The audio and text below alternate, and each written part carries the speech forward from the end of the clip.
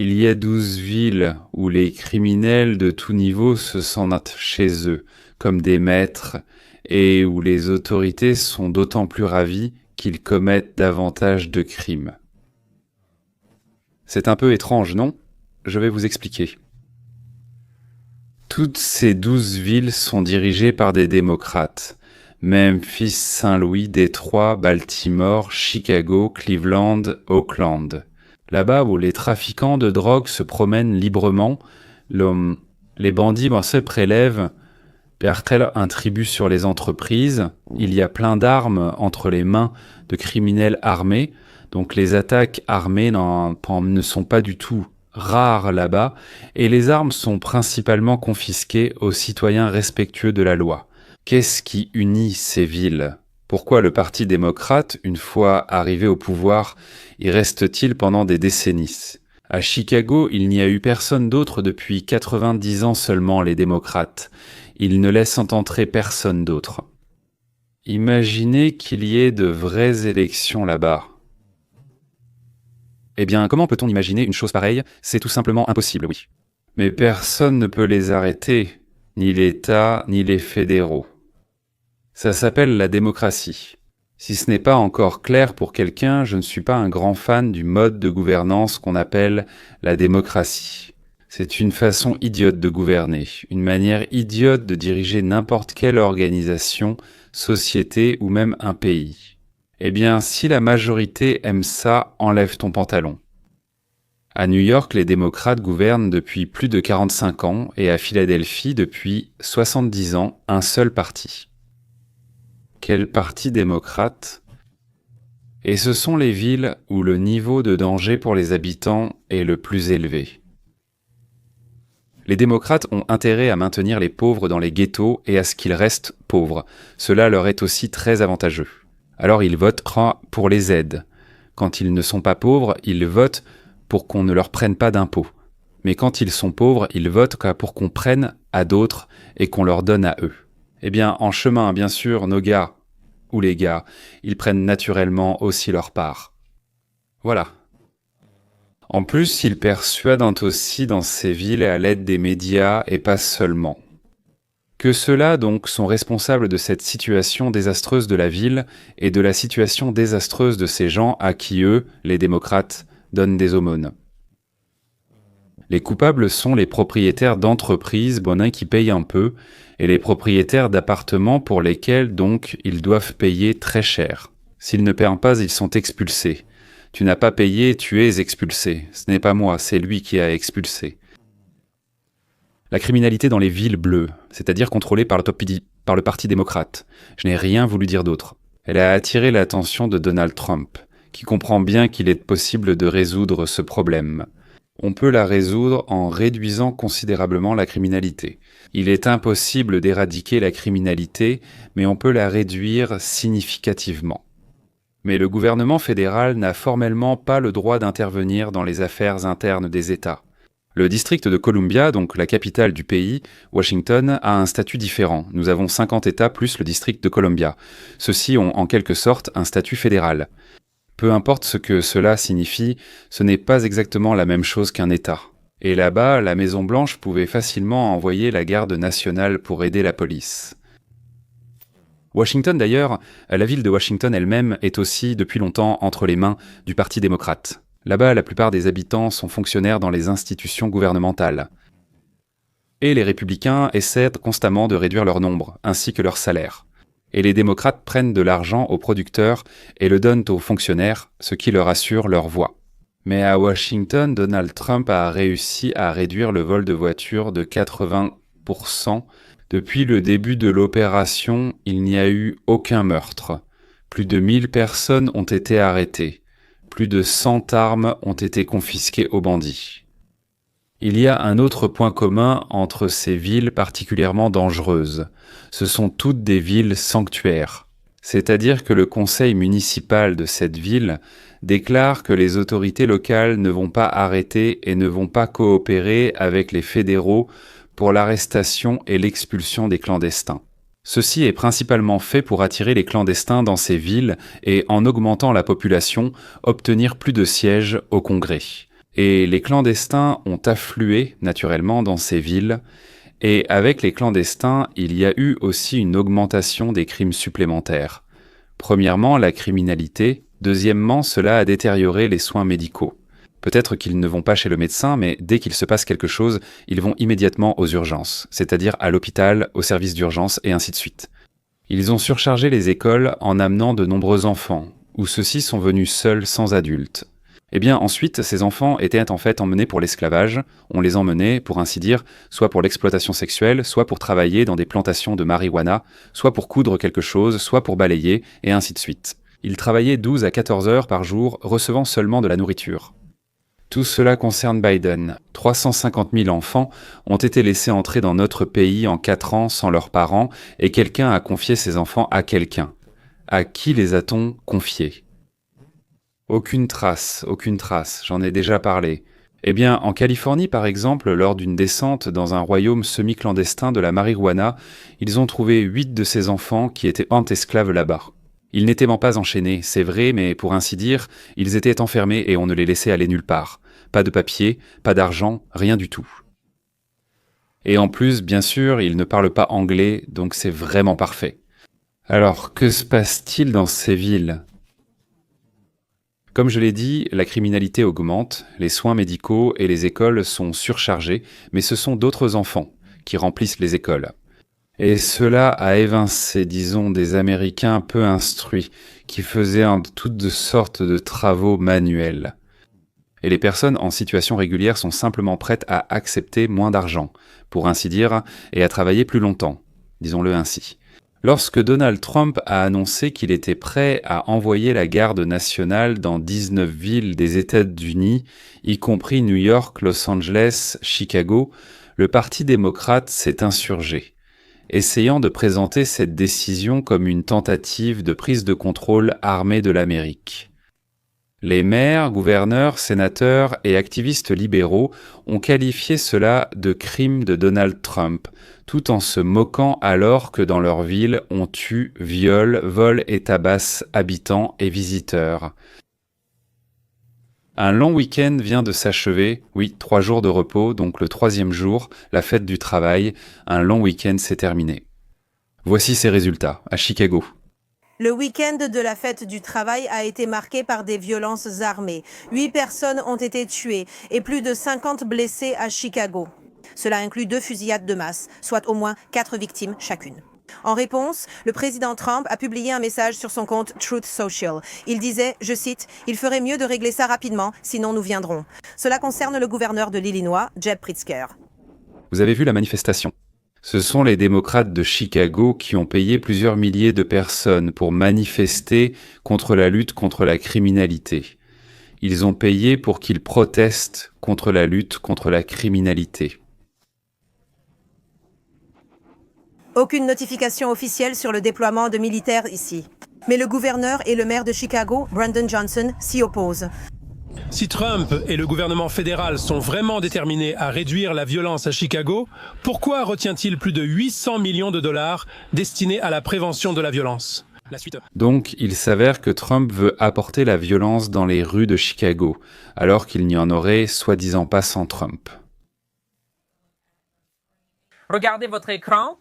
Manifestation massive à Chicago pour la fête du travail. Le maire Brandon Johnson s'adresse à Donald Trump. Pas de troupes ici.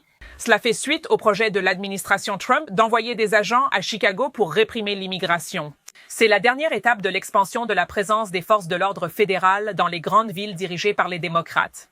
Il y a beaucoup de choses à analyser. C'est pourquoi nous voulons maintenant joindre Johnny Loom de Fox 32 Chicago pour connaître les dernières nouvelles sur cette histoire en développement. Johnny, c'est toujours un plaisir. Bonjour! Bonjour, vous avez sûrement entendu parler du week-end à Chicago et des violences armées. Les chiffres sont inquiétants. La sécurité publique reste une priorité à Chicago. Des milliers de Chicagoans ont clairement exprimé leur opposition à la présence de la garde nationale ici. Les manifestants ont défilé jusqu'au mémorial de Haymarket. C'est l'endroit où le mouvement ouvrier est né. À Chicago, ils protestaient contre la menace de Trump d'envoyer la garde nationale pour lutter contre la criminalité. Ces personnes grosses et désagréables, avec des visages dédaigneux, protestent contre l'initiative de Trump visant à stopper la criminalité. Et cela précisément dans les rues de leur ville. C'est-à-dire, ne touche pas à nos voleurs, à nos meurtriers et à nos... je ne sais pas qui d'autre, oui, à nos violeurs. Surtout, ne les touche pas. Vous auriez pu inventer ça, n'est-ce pas ? Même pour un scénario de film, c'est quelque chose de totalement fantastique, et personne n'y aurait cru. Il y a 20 ans, un tel scénario aurait été jugé fantastique. Ce matin, un groupe de vétérans militaires et d'avocats a déclaré que le déploiement de la garde nationale ici serait illégal. Ce groupe comprend certains anciens membres de la garde nationale qui affirment que c'est une utilisation inappropriée de la garde nationale. C'est pourquoi une autre manifestation a lieu au centre de Chicago à ce sujet. Au fait, à la fin de la vidéo, j'expliquerai le titre « Pora Audit ». Pourquoi pense-t-il que si quelqu'un a été dans l'armée, il est intelligent ? C'est comme écouter les conseils d'un acteur sur la politique internationale ou écouter Chenderovitch ou Bykov donner leur avis sur les opérations militaires en Ukraine, ou ceux qui nous expliquent les erreurs de Donald Trump dans la conduite des négociations. Mais je dois réjouir ou peut-être attrister nos collègues démocrates. Les agents fédéraux sont déjà à Chicago. Des nouvelles urgentes arrivent. Les agents fédéraux sont déjà à Chicago et la garde nationale arrivera littéralement dans quelques heures. Et nous voyons déjà les démocrates passer de l'autre côté. Un autre haut responsable démocrate de Chicago prend le parti de Trump. Il supplie pour l'aide de la garde nationale. Pendant ce temps, leur propre maire impuissant a complètement perdu le contrôle de sa ville. Dieu merci, il y a aussi parmi les démocrates des gens qui ne se soucient pas seulement de leur ventre et de leur portefeuille, mais aussi de leur ville. D'ailleurs, à la fin, je vous expliquerai comment les actions de Donald Trump, fondées sur le bon sens, vont entraîner un changement absolu de la carte politique des États-Unis d'Amérique. Je veux dire que des millions de personnes qui n'auraient jamais pu imaginer voter autrement que pour le Parti démocrate, bien sûr, oui. Tout à coup, ils voient qu'on est contre eux. Le parti est comme une lourde pierre accrochée au cou de leurs enfants et petits-enfants, et que sous la direction du Parti démocrate, le pays fonce joyeusement vers le fond. À la fin de cet épisode, je vais tout vous expliquer en détail. D'ailleurs, messieurs, 2 brefs messages. Premièrement, nous prévoyons d'organiser une rencontre avec tous les sponsors dans la semaine à venir. 2 au maximum. Questions, réponses, discussions, sujets. Le plus important est de savoir quelle direction prendre, sous quel format c'est le plus intéressant et ce qui ne l'est pas. Nous, en tant que sponsors, les personnes qui nous aident, nous voulons entendre leur avis. Et comme on dit, nous répondrons à leur aide par notre charme et notre accord à faire ce qu'ils proposent de faire. Pour devenir sponsor, il faut cliquer sur le lien ci-dessous dans la description et s'abonner pour 4 $ par mois. On peut aussi donner 16, 32, 64 ou 128. Ensuite, j'ai la flemme de compter. Votre aide est inestimable. Et deuxièmement, souvenez-vous qu'à la fin, tout sera expliqué, mesdames et messieurs. Oui, le secret sera révélé. Donc, là où il y a le sponsoring, vous pouvez également trouver un lien vers le livre. Un livre totalement gratuit. Elle s'appelle « Capitalisme sans teint ». Ça sonne très sérieux, n'est-ce pas ? Non, elle n'est pas du tout difficile. En fait, c'est un recueil de mes histoires sur la façon de construire le monde, enfin des histoires, pas des informations sèches. Mais en téléchargeant ce livre, vous obtenez également un accès totalement gratuit à une série vidéo intitulée « La route vers la liberté ». Chaque matin, il me semble, vous recevrez une vidéo de 10 minutes gratuitement. Gratuitement, gratuitement. Oui, encore une fois. Mais si vous le souhaitez, vous pouvez payer d'ailleurs. Oui, il y a la possibilité de payer ici. Et chaque jour, une vidéo de 10 minutes, avec des anecdotes historiques, disons une philosophie captivante et divertissante, des leçons sur la façon de construire des relations en famille, au travail, avec des amis. Et comment réussir en affaires quand les autres n'y arrivent pas. Et tout cela de façon amusante, avec de l'humour et des faits inattendus. Vous allez apprécier, n'est-ce pas ? Mais revenons à notre sujet. Donc, il ne s'agit pas d'empêcher la criminalité. Du genre, nous mourrons, mais nous ne laisserons pas qu'on offense nos meurtriers, violeurs, toxicomanes et voleurs. Comme vous le savez, le président Trump vient d'envoyer plus de 2200 membres de la Garde nationale à Washington, district de Columbia, et le taux de criminalité a chuté de façon spectaculaire de 84%. Maintenant, il menace de faire la même chose à Chicago et la direction démocrate là-bas est complètement paniquée. Mais les chiffres ne mentent pas. Ce week-end de la fête du travail, 54 personnes ont été blessées par balle et 7 ont été tuées. Ça, c'est 2 fois plus de victimes que l'année dernière et les images de Chicago ressemblent à une zone de guerre. Désormais, les agents de l'Immigration and Customs Enforcement sont à Chicago depuis plusieurs semaines pour réprimer l'immigration illégale.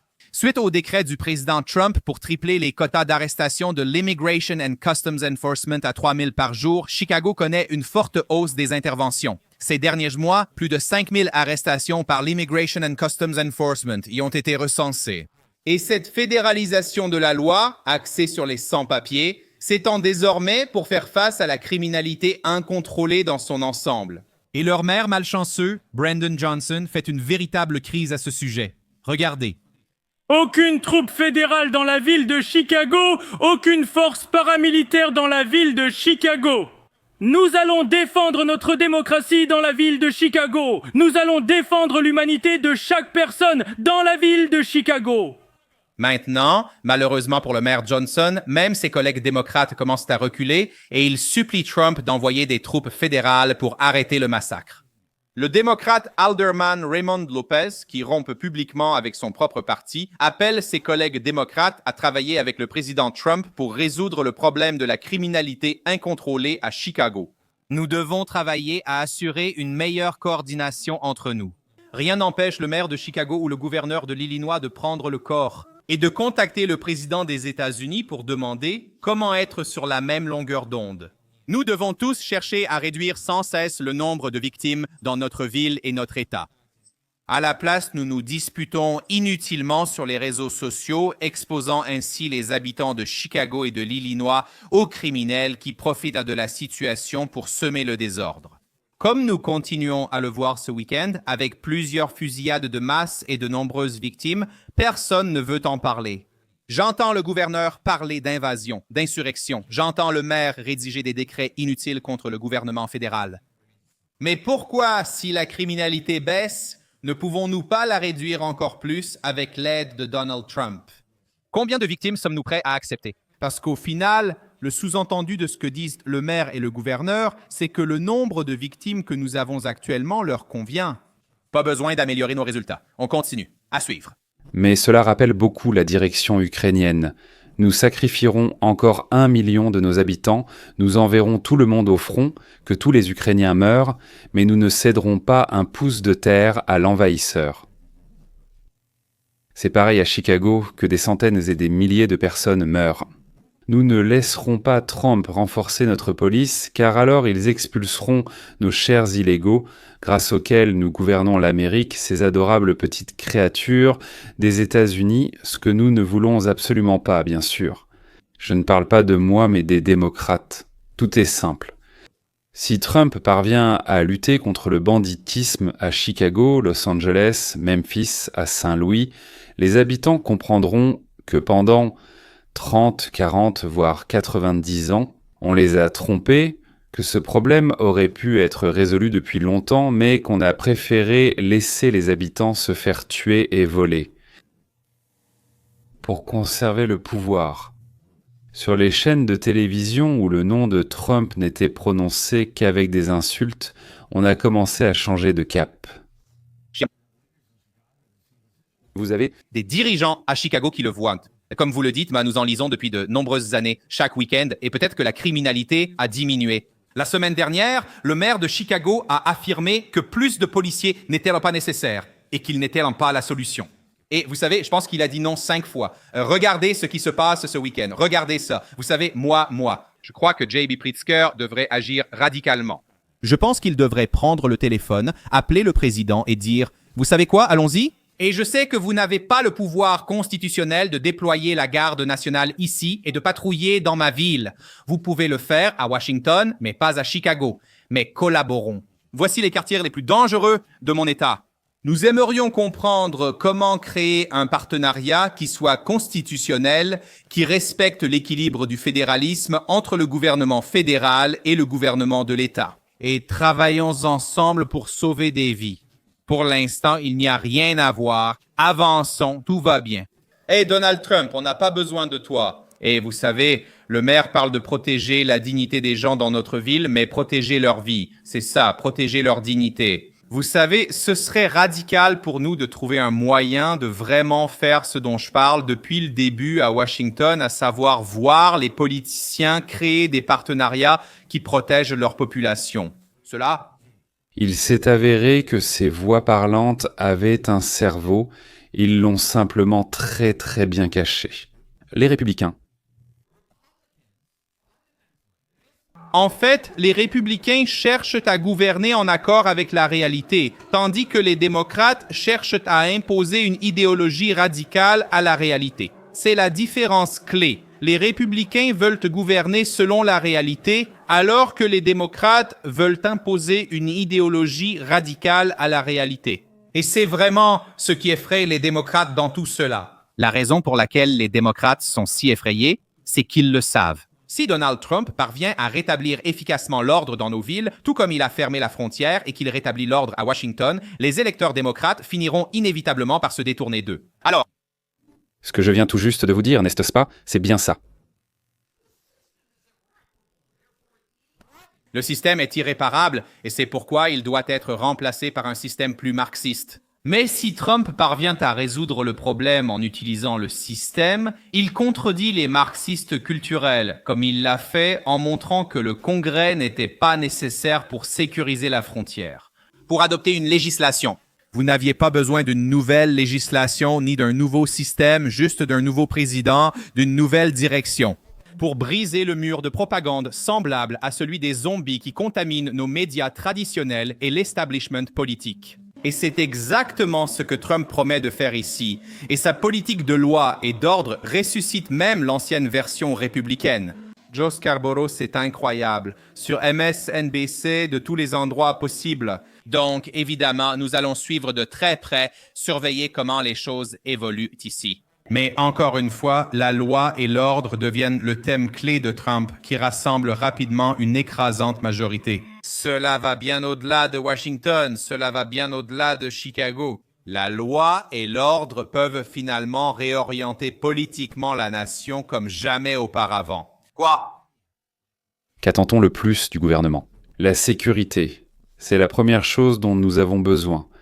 Ensuite vient tout le reste, mais la fonction principale du gouvernement, c'est de protéger la population. Si le pays voit que Donald Trump apporte de la confiance en l'avenir, tant sur le plan économique que sur celui de la sécurité, alors qu'est-ce qui va se passer, ce que nous attendons tant? Les femmes d'Amérique, qui ont été effrayées par Donald Trump, iront voter. Elles voteront pour lui, et non pour ceux qui leur ont menti pendant des années. Les hommes soutiennent déjà Donald Trump, maintenant les femmes suivront. Et cela marquera la fin du Parti démocrate tel que nous le connaissons.